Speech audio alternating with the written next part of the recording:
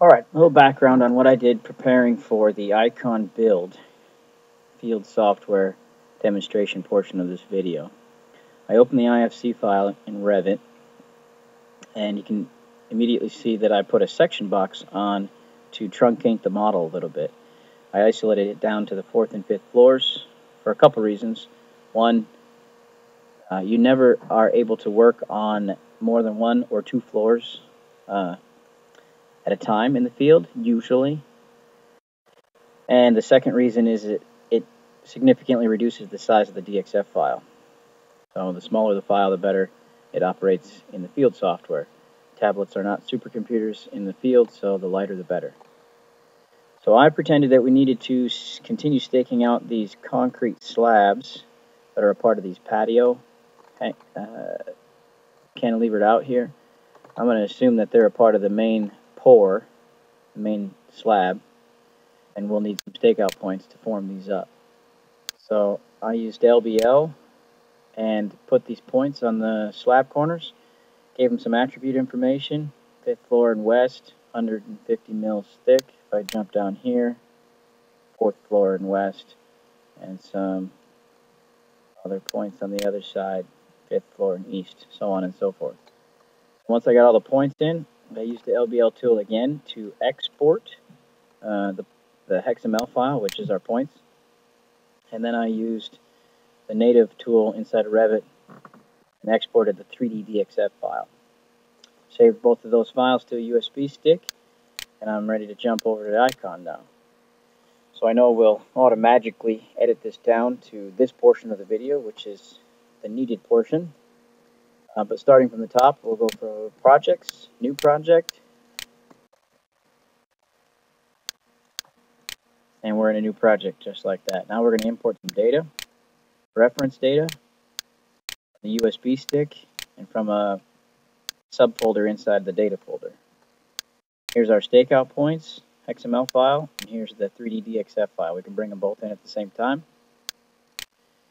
Here's where we will also automatically skip ahead or cut out this portion, because although it's just the 4th and 5th floors, the file is still pretty large, and it takes about a minute and a half, minute 40 to load. So you can imagine what the full model would take.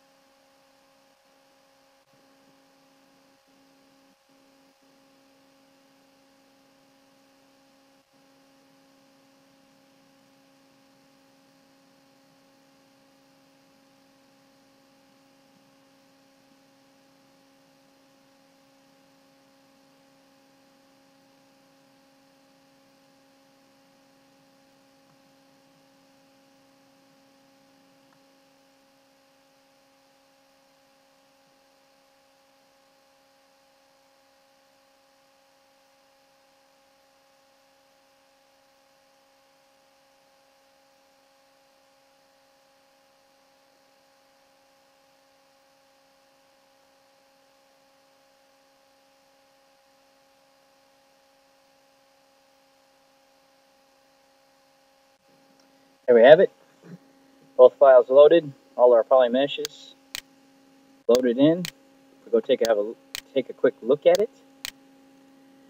We can see that the robot is not in the right spot, so that'll come next. Do a proper orientation. This turquoise box around the outside is the section box. I can turn that off through layer control. Zoom in a bit to the model. So we're looking at 2D top-down right now. If I flip it and rotate it into 3D view, we can see our nice model. Even though it took a little bit to load, the the model operates at this size just fine inside the software. Panning is quick. There's no latency. If we have a look at our stakeout points, which came in on our slab corners, you can see that the attribute information has come across. So 5th floor and west, 4th floor west, up here on the other side, 5th floor east, 4th floor east. So all our BIM information came across on our points. Next, we're going to get some control points imported so that we can do a proper orientation. So back to home screen, import, new file, not reference data this time, but control. Same location for the file. There it is there. 7 control points. Because we went in through that control option rather than reference data, these points came in as triangles. So next, we will do a setup on site. For this demonstration, I'm going to be using reflectorless measurements and prism height of 0. So we come to the setup button. I'll be using an overknown point setup. Try and keep my level just a bit here.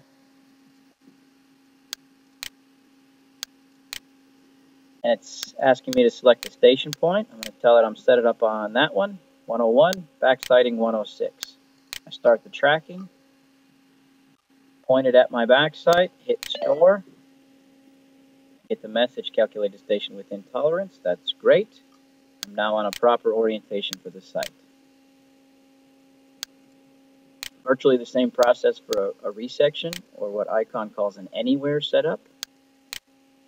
Just pick multiple points, shoot multiple points, and it would triangulate back where it is.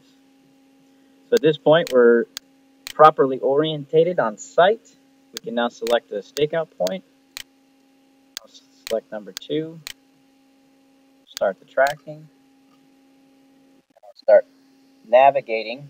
If I zoom out a bit, you can see we're still aimed at the backsite. So as I rotate this around and get it over to our job site, I get a little bit closer and I get the bullseye view. So I fine tune it. Again, this is the same procedure if you were tracking a prism. You would quickly moving to the correct location. Just so happens right now I'm using the reflectorless, so I'm moving the red dot to the correct location. So there we are, within a 1/16 of an inch, roughly. I can store the point. If we zoom in here, we can see that stored point location, green circle, has been shown to us on the map. I can select the next stakeout point, and for this one, I'm also going to go into a split screen mode. Multi-view config, 2/3, 1/3. And the neat thing about this is I can kind of keep my whole project in view, and the right side will go to the bullseye view. So I start navigating closer to the point, and there you see the bullseye view on the right. Closer and closer, it gets inside that inner circle, and the scale jumps. There we go, it jumped to the new scale. Get closer and closer to the point. If I was a prism pole out at this point, I'd put it down and I'd plumb up the pole best I could. Get to the correct location. So that's pretty close there. You can see I'm down within 1/8 of an inch, a 16. Hey, there's 0 and 0. And it's also keeping my full view on the left side here. This view can also be rotated into 3D, and we can immediately see that we're staking out the upper slab points.